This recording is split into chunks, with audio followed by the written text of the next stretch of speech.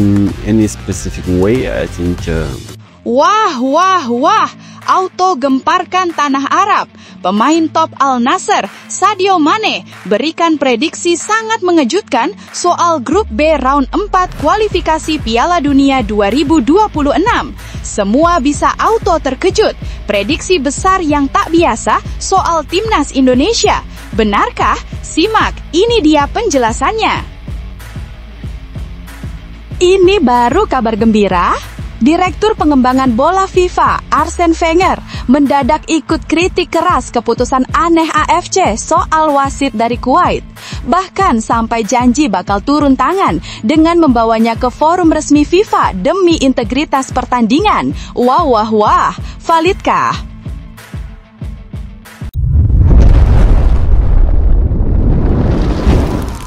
Sebelumnya mohon subscribe channel ini dulu supaya nggak ketinggalan berita terupdate Timnas Indonesia. Pemain top Al Nassr, Sadio Mane, berikan prediksi sangat mengejutkan soal grup B round 4 kualifikasi Piala Dunia 2026.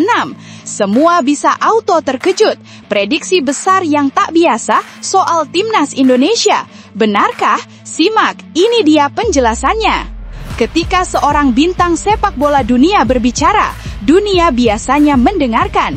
Dan kali ini, giliran Sadio Mane, penyerang legendaris asal Senegal yang kini membela klub di Liga Arab, yang melemparkan prediksi mengejutkan tentang babak keempat kualifikasi Piala Dunia 2026. Dalam wawancara eksklusifnya, Mane menyoroti grup B, sebuah grup yang dihuni oleh Arab Saudi, Irak, dan Indonesia. Sekilas, komposisinya terlihat timpang. Arab Saudi dengan sejarah panjang di Piala Dunia, Irak dengan tradisi sepak bola Timur Tengah yang keras, sementara Indonesia baru pertama kali mencapai fase ini dalam sejarah modern. Namun, justru dari ketimpangan inilah drama besar bisa lahir.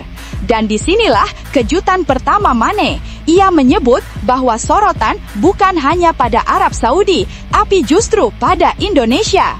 Arab Saudi memang favorit utama. Mereka punya pengalaman, tradisi, dan status tuan rumah.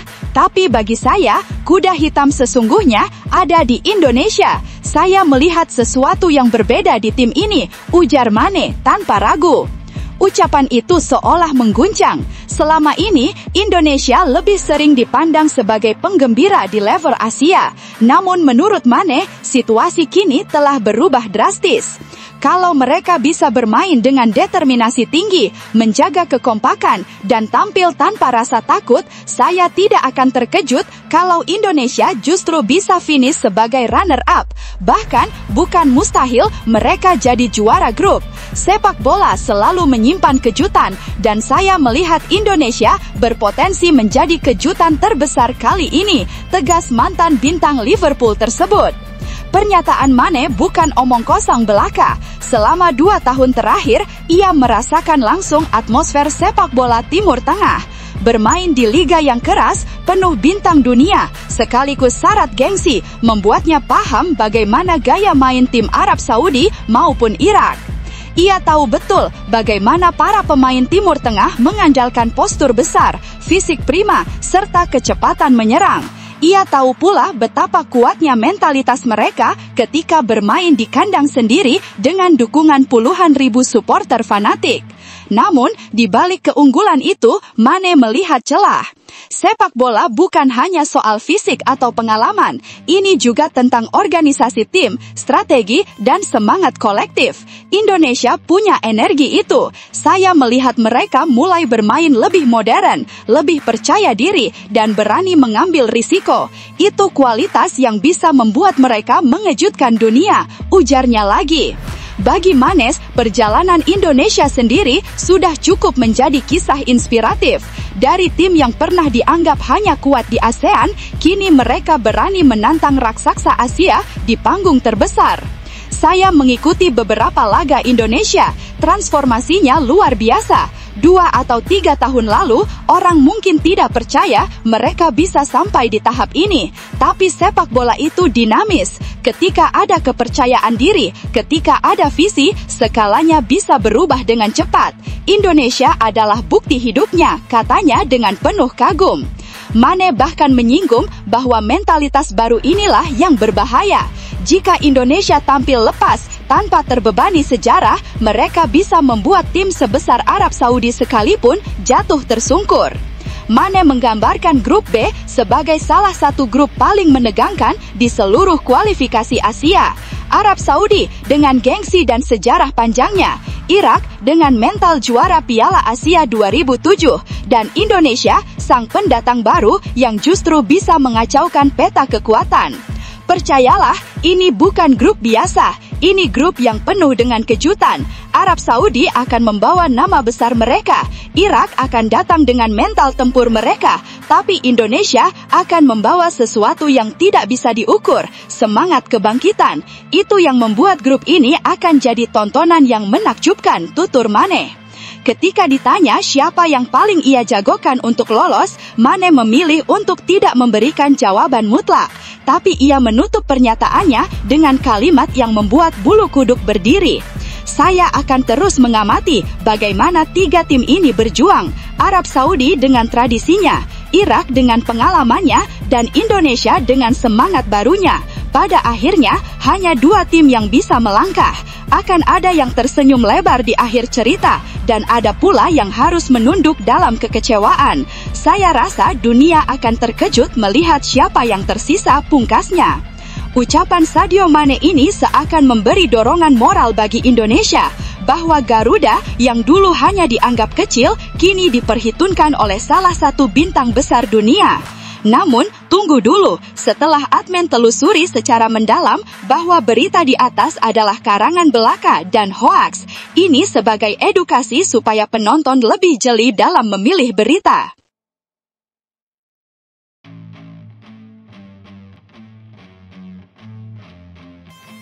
Ini baru kabar gembira.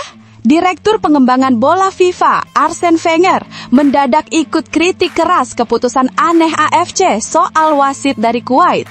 Bahkan sampai janji bakal turun tangan dengan membawanya ke forum resmi FIFA demi integritas pertandingan. Wah, validkah?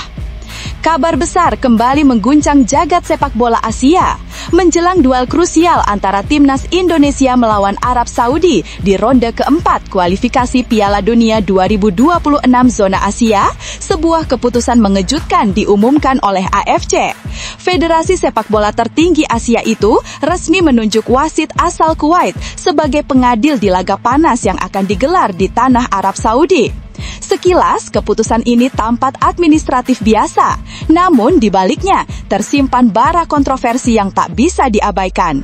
Suara paling keras justru datang dari sosok berkelas yang namanya mendunia, Arsene Wenger. Legenda Arsenal yang kini menjabat sebagai kepala pengembangan global sepak bola FIFA itu tampil lantang. Dengan nada tegas, Wenger menyebut keputusan AFC tersebut sebagai sesuatu yang tidak masuk akal, bahkan berpotensi mengancam prinsip dasar netralitas yang harus dijunjung tinggi di setiap pertandingan internasional. Saya sangat terkejut dengan keputusan ini. Sulit dipahami mengapa AFC memilih wasit dari Kuwait, negara yang jelas berada di kawasan yang sama dengan tuan rumah. Dalam laga sebesar ini, netralitas bukan hanya penting, tapi wajib. Transparansi dan integritas harus dijaga, atau sepak bola kehilangan maknanya, ujar Wenger dalam wawancara yang langsung jadi sorotan media internasional. Pernyataan Wenger itu seketika menggebrak meja perdebatan. Ia tidak sekedar mengkritik, melainkan memberikan sinyal keras bahwa FIFA akan turun tangan. Saya tidak akan tinggal diam. Dalam kapasitas saya di FIFA, persoalan ini akan saya bawa ke forum resmi. Jika perlu, sistem penunjukan wasit akan dievaluasi ulang. Kita tidak boleh membiarkan ada celah yang membuat publik percaya bahwa sepak bola Asia tunduk pada kepentingan tertentu, lanjut Wenger dengan nada yang terdengar seperti ultimatum. Komentar keras Wenger hadir seiring keresahan yang sebelumnya sudah diungkap Ketua Umum PSSI, Erick Thohir.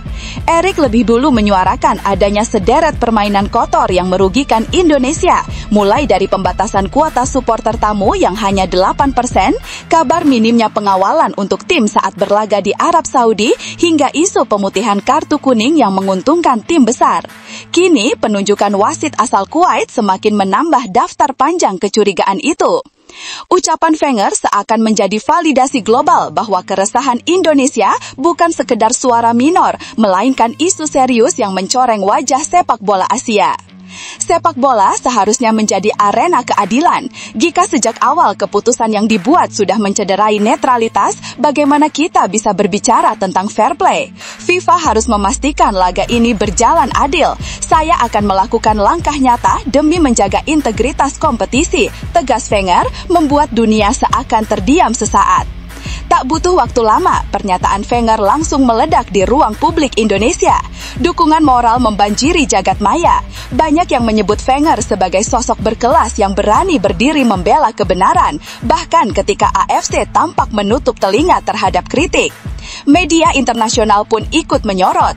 Mereka menyebut ucapan Wenger sebagai salah satu pernyataan paling keras dari pejabat FIFA terkait isu wasit di level kualifikasi. Beberapa media bahkan menyamakannya dengan kecaman terbuka karena Wenger tidak hanya mempertanyakan keputusan, tetapi juga menjanjikan langkah konkret. Sebuah analisis tajam bahkan menuliskan, jika langkah ini diabaikan, bukan hanya Indonesia yang dirugikan, seluruh kredibilitas AFC akan runtuh di mata dunia. Kini bola panas ada di tangan AFC.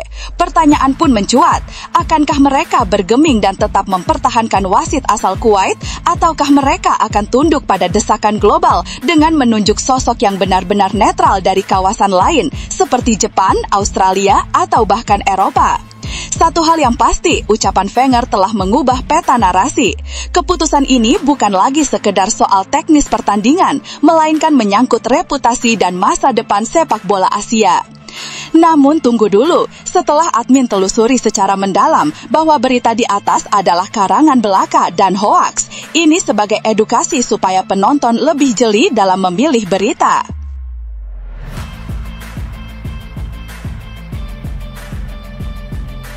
Nama Kelvin Verdonk, bek kiri timnas Indonesia, kini tengah menjadi sorotan besar publik sepak bola. Pasalnya, pemain kelahiran Belanda itu memiliki peluang emas untuk mencatatkan debut di ajang bergengsi Liga Eropa musim 2025-26. Kesempatan tersebut bisa terwujud pada laga pembuka fase grup saat LOSC Lille menjamu klub asal Norwegia, Brann, di Stade Pierre Mauroy. Lille, klub yang diperkuat Verdonk, dipastikan ambil bagian di ajang Liga Eropa setelah berhasil menembus kompetisi Eropa musim ini. Namun, sorotan terhadap Kelvin tak hanya datang dari euforia Liga Eropa, melainkan juga dari penampilan debutnya bersama Lille di kancah domestik pada 20 September 2025. Saat itu, Les Dogs, julukan LOSC Lille, harus menerima pil pahit usai digulung rival sekota, RC Lens, dengan skor mencolok 0-3. Dalam laga tersebut, Kelvin masuk dari bangku cadangan menggantikan Romain Perrault yang mengalami cedera.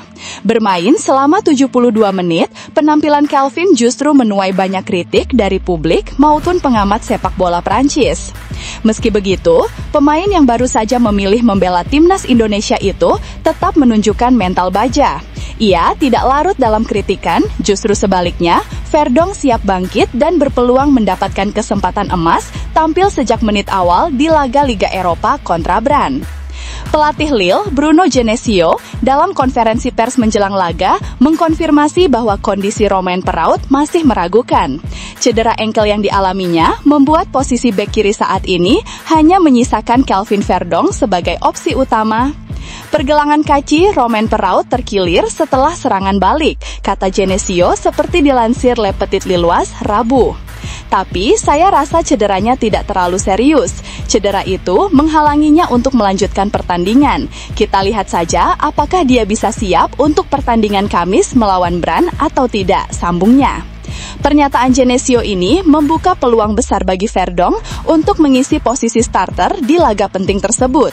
Jika benar Perrault tidak dapat tampil, maka Kelvin Verdonk akan menjalani debut resminya di Liga Eropa, sebuah tonggak penting dalam karirnya di Eropa sekaligus kebanggaan tersendiri bagi Indonesia. Bagi Kelvin, laga kontra Brandt tidak sekedar pertandingan biasa. Ini bisa menjadi kesempatan besar untuk membuktikan diri sekaligus menjawab kritikan pedas yang sempat ditujukan kepadanya setelah kekalahan dari Air Challenge. Tampil di panggung Eropa jelas memberi tekanan besar, tetapi juga menghadirkan peluang untuk mencuri perhatian lebih luas. Dengan sorotan media dan publik yang terus mengiringinya, Kelvin dituntut tampil lebih tenang, fokus, dan membuktikan kualitasnya. Debut di Liga Eropa bukan hanya soal menorehkan catatan karir pribadi, melainkan juga mengangkat nama Indonesia di kancah internasional. Nah, bagaimana menurut kalian? Apakah Kelvin Verdong bisa menjawab kritikan dengan penampilan apik di Liga Eropa, atau justru tekanan debut akan membuatnya kesulitan? Yuk, tuliskan pendapat kalian di kolom komentar.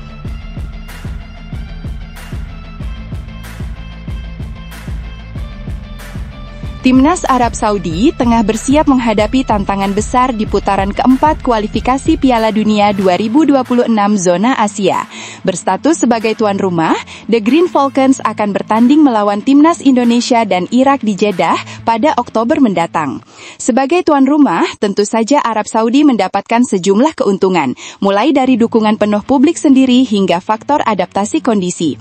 Namun, keunggulan tersebut ternyata tidak serta-merta membuat semua pihak merasa yakin dengan peluang skuad asuhan Hervé Renard. Salah satu kritik keras justru datang dari mantan pemain bintang mereka sendiri, Fahad Al-Harifi. Ia secara blak-blakan melontarkan ketidakpuasan terhadap cara Renard mengelola tim jelang laga krusial tersebut. Fahad menyoroti kebijakan pemanggilan pemain yang dinilainya tidak konsisten. Menurutnya, Hervé Renard kerap mengganti-ganti komposisi skuad, sehingga sulit menciptakan stabilitas tim. Sebagai contoh, Fahad menyinggung absennya Saud Abdul Hamid, bek berbakat yang sempat memperkuat AS Roma dan kini berkarir di RC Lens. Baginya, hal ini sangat disayangkan, sebab pemain yang sudah berjuang di Eropa justru tidak mendapatkan tempat di tim nasional. Saya berharap Arab Saudi lolos langsung, tetapi saya tidak terlalu optimis, ujar Fahad Al-Harifi kepada Al-Arabi. Hervé Renard tidak tahu pasti, ia telah memanggil sebanyak 56 pemain berbeda selama babak kualifikasi. Sulit untuk memahami, Saud Abdul Hamid pergi ke Eropa untuk menimba pengalaman dan meningkatkan level. Akan tetapi, justru tidak masuk tim nasional. Hal itu mencerminkan kurangnya konsistensi dalam cara kerja Renard, imbuhnya. Lebih lanjut, Fahad bahkan menyebut bahwa Arab Saudi terlalu bergantung pada keberuntungan dibanding perencanaan matang. Menurutnya, seorang pelatih harus memahami dengan detail kemampuan para pemain, bukan sekadar coba-coba dalam menentukan komposisi. Fahad menegaskan bahwa jika Arab Saudi sampai gagal lolos ke Piala Dunia 2026, hal itu akan menjadi aib besar dan mencoreng sejarah sepak bola negeri mereka. Tidak dapat diterima pelatih yang masih belum sepenuhnya memahami kemampuan para pemain. Kita harus lolos ke Piala Dunia. Jika tidak, sejarah sepak bola negara kita akan tercoreng, tegasnya. Selain kritik internal, Arab Saudi kini juga menghadapi tekanan besar dari para pendukungnya. Publik negeri minyak masih belum bisa melupakan kekalahan telak dari Timnas Indonesia pada November 2024. Kekalahan itu dianggap sebagai tamparan besar bagi Green Falcons yang selama ini dikenal sebagai kekuatan besar di Asia. Oleh karena itu, laga melawan Indonesia di Jeddah Oktober nanti bukan hanya sekedar penentuan tiket ke Piala Dunia, melainkan juga misi balas dendam dan pemulihan harga diri. Jelang duel panas di grup B, situasi Arab Saudi tampak penuh tekanan. Kritik dari legenda, sorotan publik, dan misi besar membuktikan bahwa langkah Hervé Renard tidak akan mudah. Bagaimana menurut kalian? Apakah kritik Fahad Al-Harifi terbukti benar? Apakah Timnas Indonesia bisa kembali membuat kejutan atas Arab Saudi yang kini tengah goyah?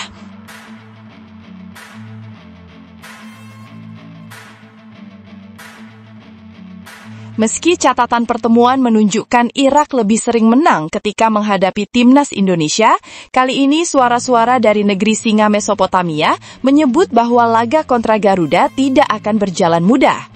Irak dinilai tetap membutuhkan kerja ekstra jika ingin menaklukkan Indonesia di putaran keempat kualifikasi Piala Dunia 2026 zona Asia. Seperti diketahui, Irak resmi tergabung dalam grup B bersama Timnas Indonesia dan Arab Saudi.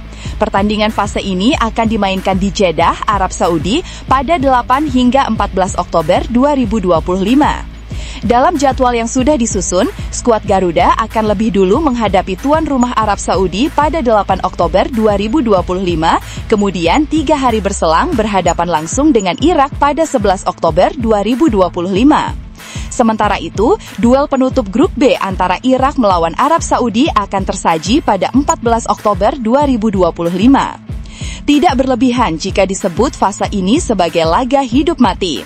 Pasalnya, juara grup akan otomatis memastikan diri lolos ke putaran final Piala Dunia 2026 yang akan digelar di Amerika Serikat, Meksiko, dan Kanada.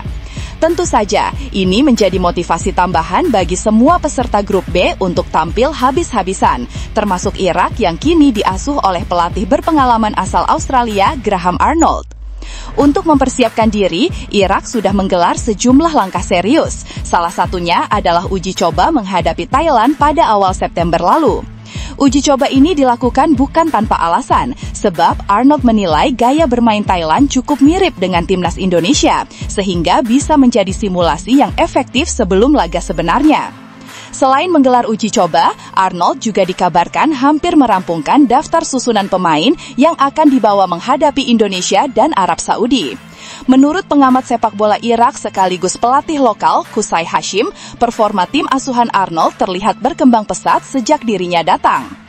Tim Irak di bawah kepemimpinan pelatih asal Australia, Graham Arnold, telah menunjukkan performa yang baik dan konsisten, meskipun ia baru memimpin dalam 4 pertandingan, ujar Qusay Hashim dikutip dari media Irak Win-Win.